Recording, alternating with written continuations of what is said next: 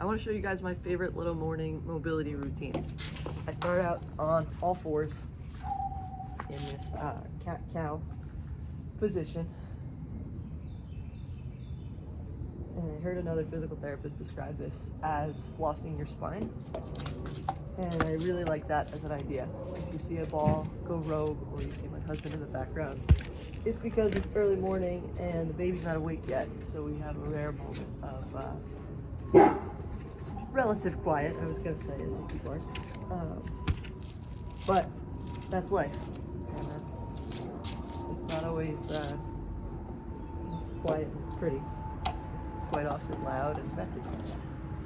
So I always do a couple. There's no real set number of these that I do. I do it till I feel like, all right, I have a good little warm-up happening in my spine. And then I go into a down dog. And down dog has a lot of benefits, one of which is weight bearing through our arms. So our bones respond to the demand that we put on them. Our whole body responds to the demand that we put on it. But when we weight bear through our arms and our shoulders, we ask a little bit of like bony growth to happen. So for folks who have osteoporosis or osteopenia, this is a really good exercise to do anytime you're weight bearing through your shoulders. Then I kick my left leg,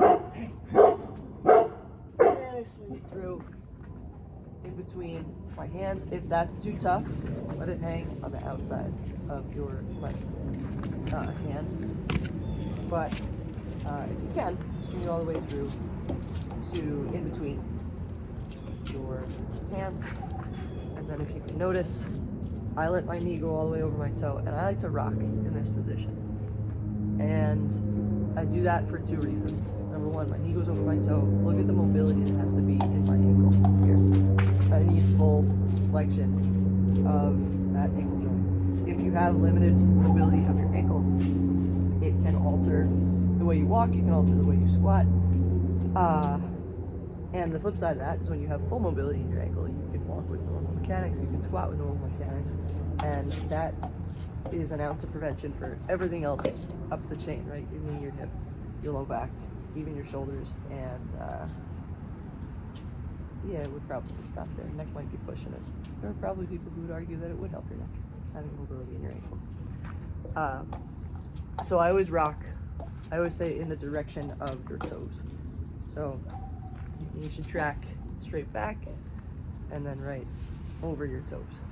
The nice thing with this, they call this the world's greatest stretch. Nice thing with this is when you're back like this, I get a good stretch in the back of my left leg.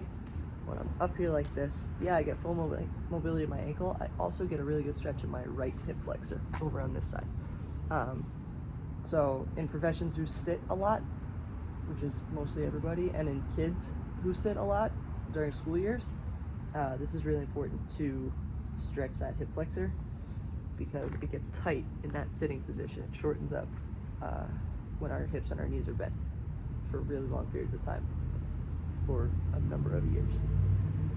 So I do that one, and then the other little part of this that I like to do is I rotate.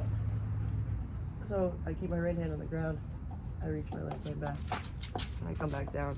I'll usually do 3 or 4 like that. And I breathe as I'm open. And there's 2 reasons that I breathe when I'm open. The first is because that's when my lungs are actually able to expand. When I'm down here like that, imagine your lungs like a balloon. When I'm down here like that, they just don't have as much space to expand anatomically. And in that same kind of bucket is when we're here and we breathe, our lungs push against our thoracic spine, the middle part of our back, and offer it a little bit extra mobility. So you get a lot of bonus out of breathing through there. And so often we just forget to breathe, so it's just a nice little routine to get into. So again, there's no set number of those that I do. I usually just do it till I feel good. And then I go back into my down dog, and I get a good little stretch in my calves. You'll see again, if you look at my feet and my ankles, full mobility. Hi, Hanky Doo. That's my puppy dog. He's a good boy. So now we'll do the same thing on the right. Kick it up and back. Sometimes that just feels good for me all through like my lat underneath my armpit and then my hip flexor on that side. And then with control, bring it through. So again, I'll just stay and hang here. The main purpose of me doing this whole video is I want to show, like, there are 3 places in my body as I get older, and I don't use that phrase often, but as I get older, and as my lifestyle changes, right, I'm in different phases of life right now, I have a 1-year-old, that I am going to make sure that I have the mobility in these places for as long as I'm alive. Because having mobility in these places is going to ensure and increase my quality of life. So the first place that I will make sure that I always have mobility is in my hips. If my hips can move, my low back isn't going to bother me, my knees aren't going to bother me, and I'm going to have a lot of function. And I'll show you how in a minute.